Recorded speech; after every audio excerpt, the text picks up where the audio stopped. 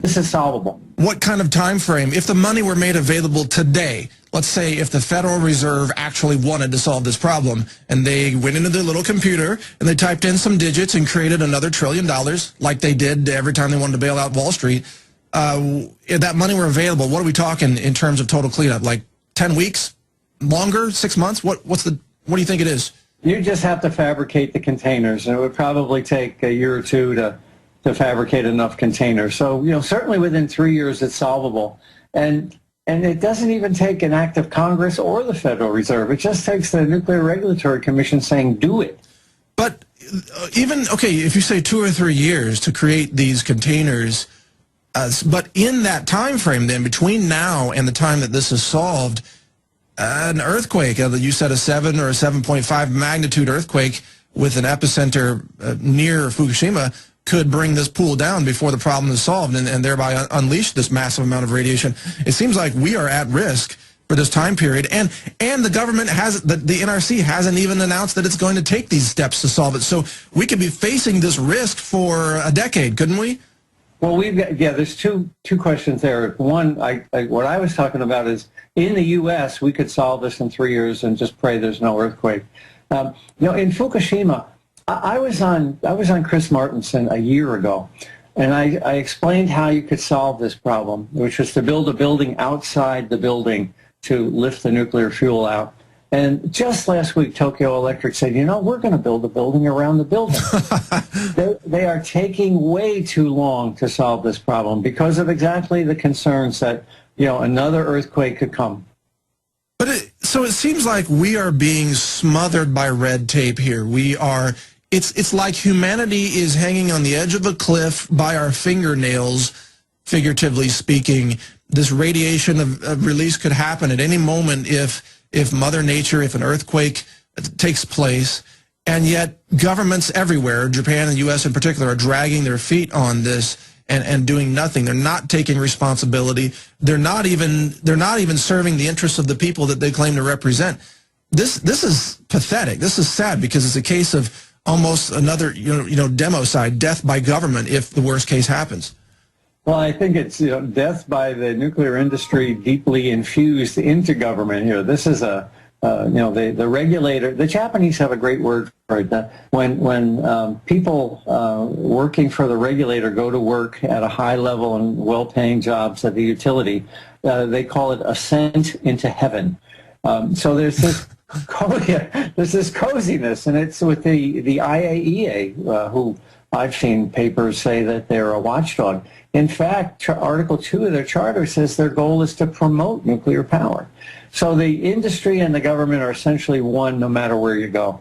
The Prime Minister of Japan now was the finance minister during the accident, and one of his emails surfaced about a month ago, and it said it was from 3 weeks after the accident, and he said, whatever you do not affect TEPCO.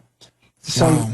They've been more interested in protecting TEPCO and their own bureaucratic butts than they have been about protecting the people of Japan.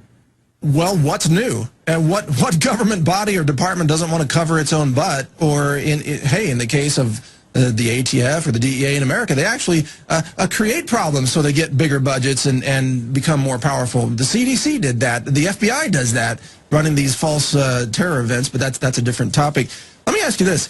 I noticed that the general public has a very poor understanding of what I would call relative risk.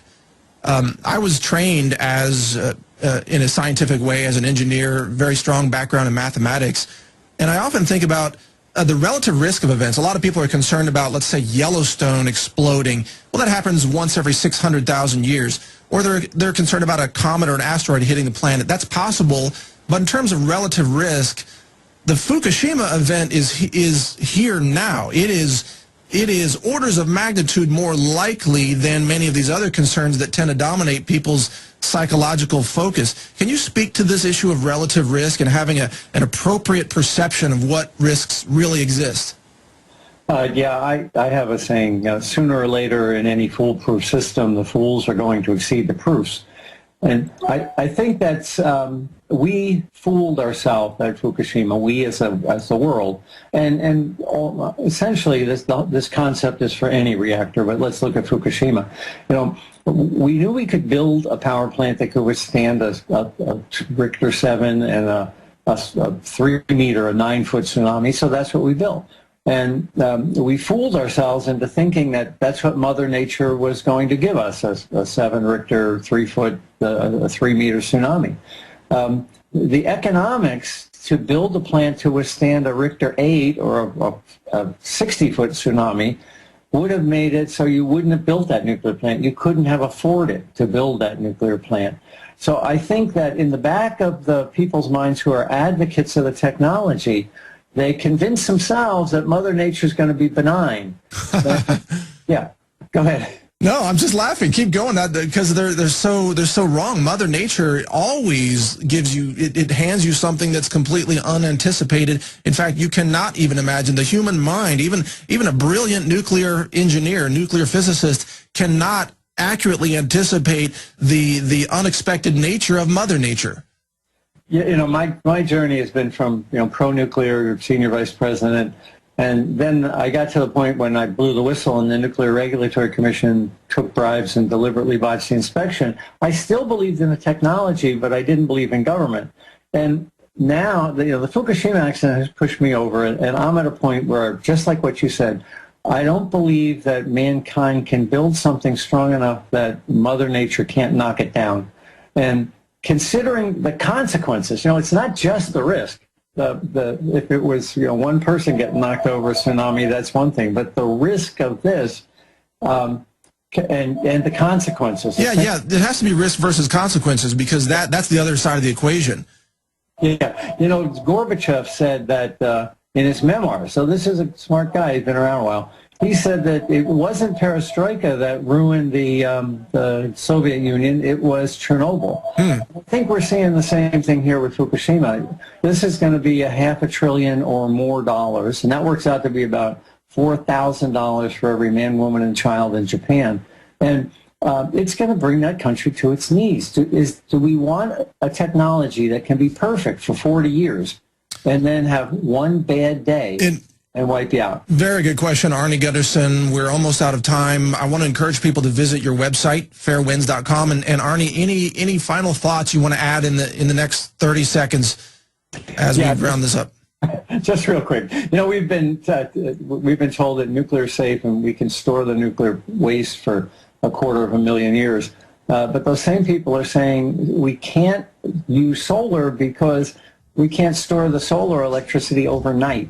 And that doesn't make sense to me. If we can develop a technology to store nuclear waste for 250,000 years, we can certainly develop batteries or something to store the sun overnight. Well said. Arnie Gundersen from Fairewinds.com. Thank you, Arnie, for